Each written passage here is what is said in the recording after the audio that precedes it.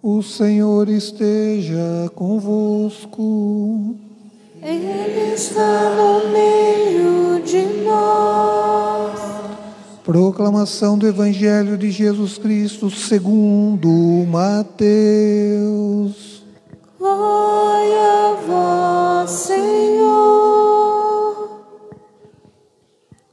Naquele tempo, Jesus foi à região de Cesareia de Filipe e ali perguntou aos seus discípulos: quem dizem os homens ser o Filho do Homem? Eles responderam: alguns dizem que é João Batista, outros que é Elias, outros ainda que é Jeremias ou algum dos profetas.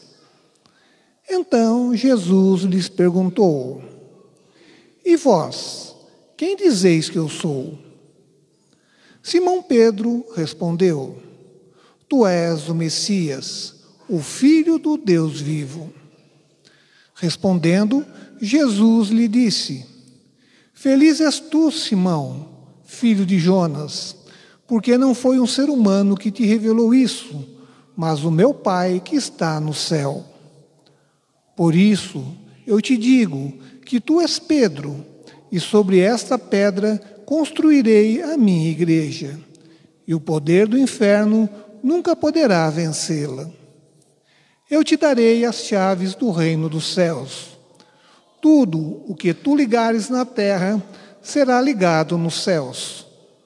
Tudo o que tu desligares na terra será desligado nos céus. Palavra da salvação. Glória a vós, Senhor.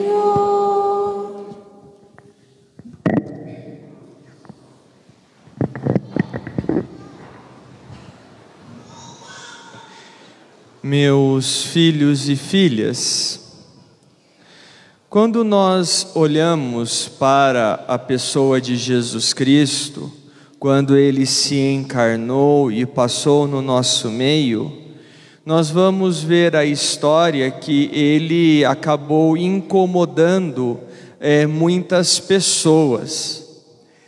E aí esse incômodo que o levou a ficar suspenso no alto de uma cruz. E por que Jesus incomodou tanto? Porque através da sua pregação e da sua postura, ele, além de apresentar Deus para nós, ele também falava que o discipulado, o nosso seguimento a Deus, necessariamente vai precisar de conversão, mas não de uma conversão qualquer, mas uma conversão realmente onde nós mudamos de vida, mudamos de postura.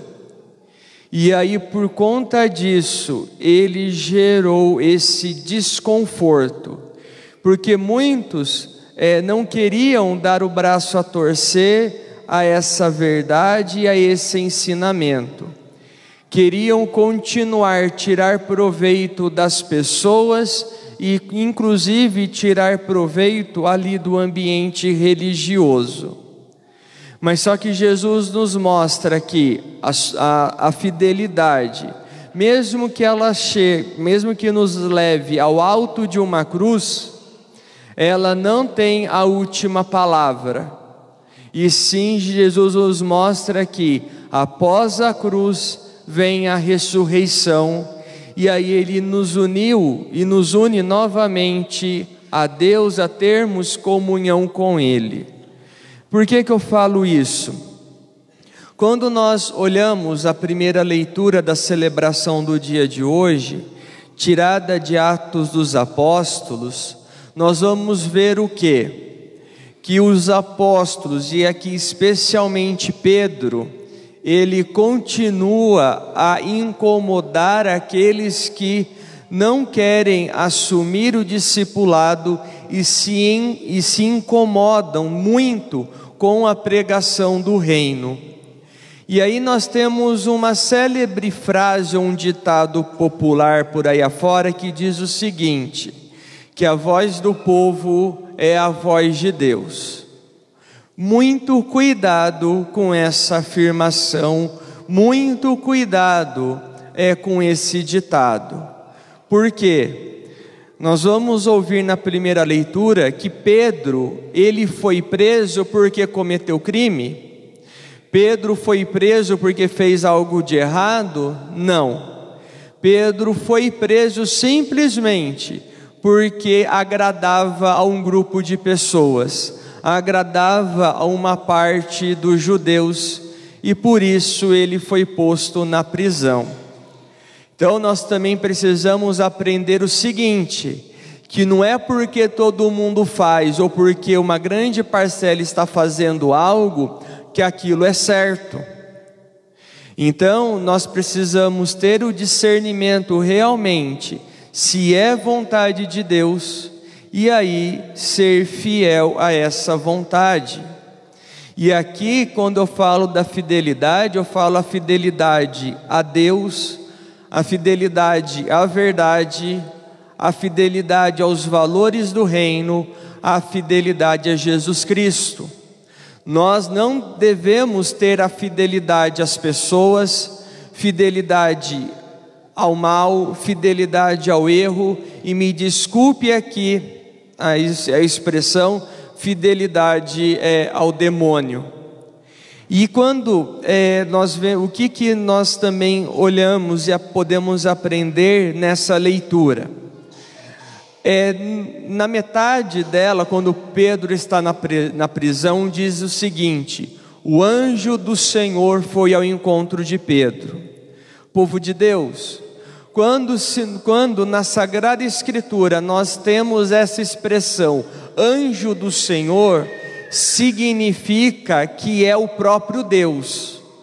Então foi o próprio Deus que foi ao encontro de Pedro e o libertou, porque ele ainda precisava continuar a sua missão.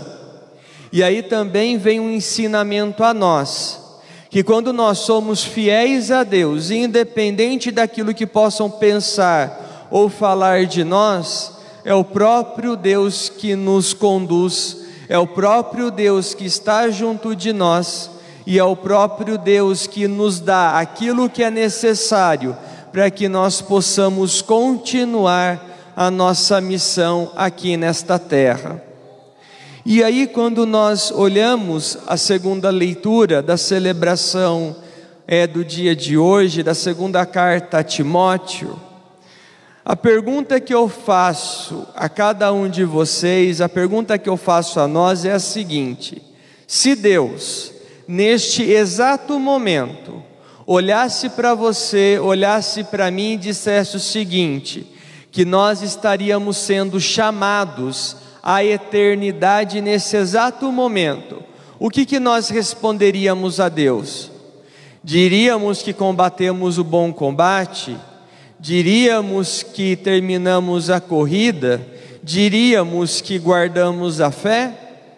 Ou que ainda temos coisas pendentes para resolver, que ainda teríamos situações que nós precisaríamos ali demonstrar, ter alguma atenção a elas? Por que eu falo isso? Porque nada justifica ficar para deixar depois coisas e situações que nós sabemos que deveríamos fazer. Não adianta ficar justificando do porquê que nós não amamos, do porquê que nós não perdoamos, e aqui o perdão ainda é aos inimigos. Não adianta ficar justificando do porquê que nós não tivemos uma postura de cristãos em várias situações que nos são apresentadas no nosso dia a dia. E aí é muito bonito de poder ver que Paulo, ele realmente entende que ele fez a sua parte, ele cumpriu a sua missão de levar a palavra de Deus a todos que precisavam, a todos que queriam escutá-lo. e não apenas a um grupo específico, não apenas aos judeus, mas também aos pagãos. E aqui eu sempre costumo lembrar que pagão não é no sentido pejorativo que nós usamos, mas pagão significa aqueles que não professavam a fé no judaísmo, ou para nós cristãos que não professam a fé no cristianismo. Mas essa nossa missão de evangelizadores realmente nos faz ir ao encontro dos outros e levar a palavra de Deus e acolher todos aqueles também que queiram fazer parte, que queiram aqui somar junto conosco. Mas também aqui uma outra atenção. Quando nós falamos de acolhida, realmente devemos acolher a todos, mas também precisamos deixar muito claro que se querem fazer parte do povo de Deus, se querem estar junto de nós, além de receber o batismo, precisam necessariamente entrar no processo de conversão. Precisam também se esforçar para seguir os valores do reino, e não as suas próprias vontades, e não aos seus próprios interesses, porque tem hora que é isso que acontece, ou que as pessoas queiram que aconteça, quando nós falamos da acolhida. Acolher não significa compactuar com o mal e passar a mão na cabeça, mas sim apresentar a Jesus Cristo, e que a pessoa, se ela quer fazer parte, o caminho é esse. Se não quer, que Deus abençoe, seja feliz na sua vida, e aí em algum momento ela vai ter que prestar contas dessa sua decisão a Deus. Mas só que nós não podemos compactuar com o mal, e muito menos só para poder agradar as pessoas, para que elas possam se aproximar mais de Deus, até pensar e dizer que Deus vai concordar com o pecado, que Deus vai compactuar com o mal, porque Ele não vai. Deus não se dobra àquilo que é ruim, Deus não se dobra ao pecado, e isso nós precisamos ter muito claro dentro de nós e no nosso coração. E aí, quando nós olhamos para o evangelho de hoje, que realmente vem mostrar a pessoa de Pedro, mas antes disso temos dois detalhes que precisamos olhar no evangelho de hoje. Quando se coloca, quando a leitura bíblica fala de um local, esse local não foi dito ou escrito ali à toa. Tem um sentido e tem um porquê. Então, quando nós olhamos hoje, Jesus se encontra com quem? Jesus se encontra onde, perdão? Em Cesareia de Filipe. Cesareia de Filipe é um local muito importante para o Império Romano. É também uma rota de comércio. Em outras palavras, é um ambiente pagão. E é nesse ambiente que Jesus olha para os seus apóstolos e pergunta: e vós, quem dizeis que eu sou? Mas Jesus queria a resposta do coração daqueles homens, e não simplesmente frases prontas e bonitas, até mesmo como nós fazemos nos dias de hoje. Se nós perguntarmos quem é Deus para você, o que nós responderíamos? Falaríamos que Ele é o Deus Todo-Poderoso, o Criador do céu e da terra, que Ele enviou Jesus Cristo, que Jesus Cristo é Deus, se encarnou e passou no nosso meio, que o Espírito Santo é aquele que atualiza e que nos move para poder estarmos mais próximos do Pai. Tudo isso é muito bonito, tudo isso nós aprendemos na catequese, mas o que nós realmente podemos falar de Deus no fundo do nosso coração? Por que eu digo isso? Só quando nós interiorizarmos os valores do reino e realmente Deus se fazer morada no nosso coração, nós vamos dizer quem é Deus para nós, não apenas em palavras, mas nas nossas ações, mas nas nossas atitudes. sendo coerentes com os valores do reino. E aqui eu repito mais uma vez, os valores do reino são inegociáveis. Os valores do reino não se dobram à nossa vontade, mas sim, nós que devemos muitas vezes deixar as nossas vontades, deixar aqui entre aspas as nossas verdades e as nossas ideologias por aí afora, para que nós possamos seguir a Jesus Cristo. E aí nós vamos ter a figura de Pedro. Pedro que realmente responde com o coração quem é Jesus Cristo. E aí, naquele exato momento, Jesus confere a ele uma missão. Pedro, mesmo negando Jesus, mas depois professando a fé, Pedro, mesmo sendo cabeça dura, mas daí depois entendendo a vontade de Deus, é ele que daria continuidade, em primeiro lugar, ao discipulado, à palavra de Deus e à construção do reino após a ressurreição. E essa fidelidade e essa postura de Pedro, nós encontramos também nos seus sucessores, ou como nós costumamos dizer no dia de hoje, celebramos o dia do Papa. E aí nós também precisamos ser muito sinceros, que infelizmente durante a história da salvação, durante esses 2000 anos de igreja, nós tivemos sucessores de Pedro que foram infiéis a Deus, sucessores de Pedro que serviram apenas a sua vontade, sucessores de Pedro que tiraram proveito do povo que era confiado a esses homens.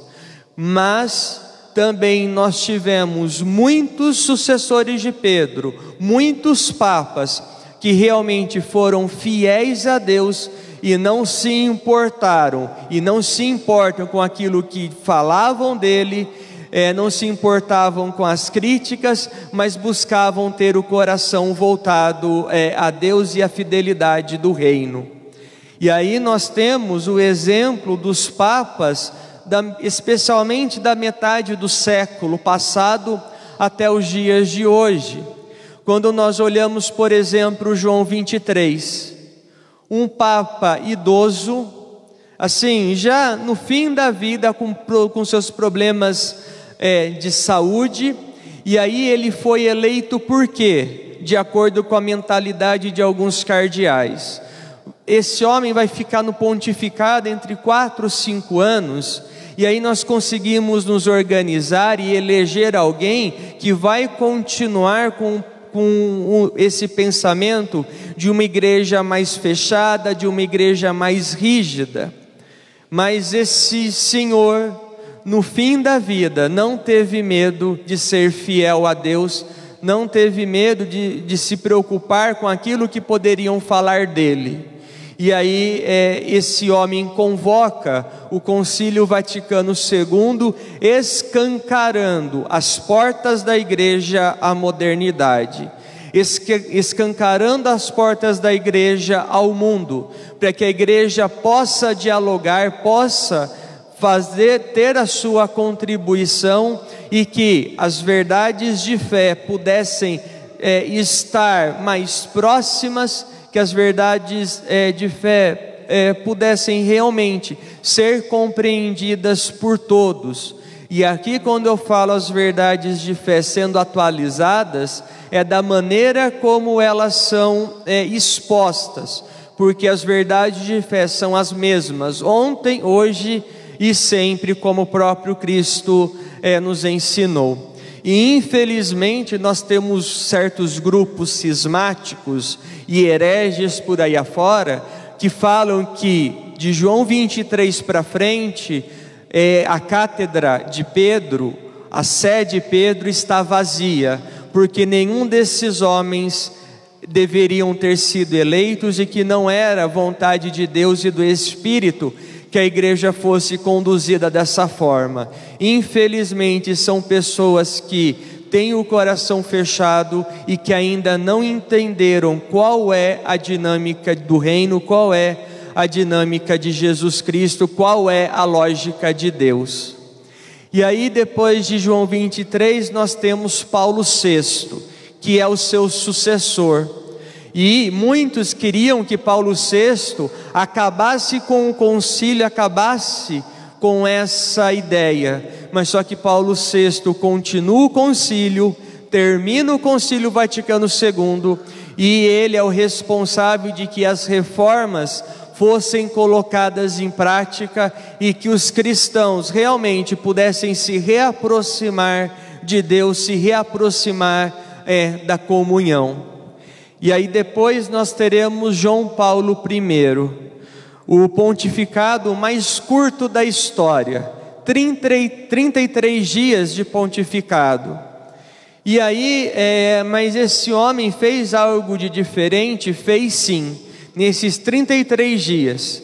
Se nós escutamos o seu discurso logo na sua eleição, ele é o primeiro Papa na história que compara o amor de Deus com o amor de mãe, compara o amor de mãe com o amor de Deus, mostrando esse Deus que se preocupa com cada um de nós, respeita sim as nossas decisões, respeita a nossa liberdade, mesmo que nós possamos escolher o caminho de erro, de pecado, mas Deus respeita, porque Ele nos ama, mas também está com os braços abertos para nos acolher quando nós nos arrependemos. E além disso, o Papa do Sorriso, como ele é chamado também, nós vamos ver que ele mostra que ser cristão é realmente ser alegre, que ser cristão não é um fardo ou um peso a ser seguido.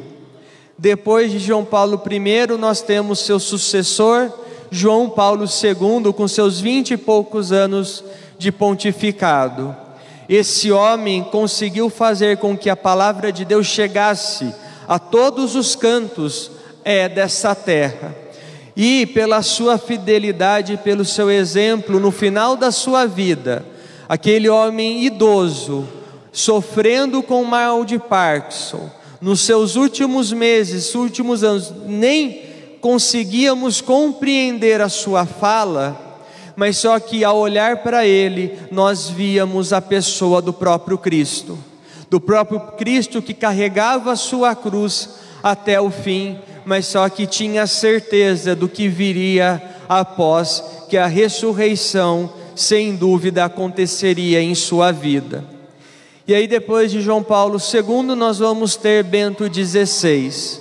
Muitos torceram o nariz quando esse alemão foi eleito, mas só que ele foi o responsável de permanecer firme na doutrina, firme naquilo que Deus nos ensinou, para que as verdades do reino não fossem distorcidas, e especialmente porque no seu pontificado é que começa a despontar, infelizmente, a aparecer cada vez mais, ficando às claras, os casos de pedofilia por conta do clero. Mas só que ele foi fiel, reafirmando a doutrina, não se abstendo, afirmando que muitos erraram, mas tentando de alguma forma consertar os erros cometidos. E quando esse homem renuncia, a renúncia de Bento XVI em nenhum momento deve ser vista como ato de alguém fraco, mas sim alguém que teve a coragem de pensar e dizer: minha missão chegou ao fim, o que eu podia oferecer, o que eu podia fazer, eu fiz, e agora outro vem e assuma esse local, assuma essa posição. E aí nós vamos ter o Papa Francisco. É interessante ver como muitos gostam de ver as atitudes do Papa Francisco, mas só que ele não está fazendo nada mais, nada menos que aquilo que os evangelhos nos dizem, aquilo que Jesus Cristo pediu. E em vez de ficar simplesmente olhando para esse homem pelas suas atitudes, nós devemos nos questionar do porquê que nós não fazemos o mesmo, do porquê que nós também não buscamos ser fiéis ao evangelho dessa forma. porque não adianta nada achar a atitude bonita se não tiver transformação interior e também o querer fazer o mesmo no nosso cotidiano.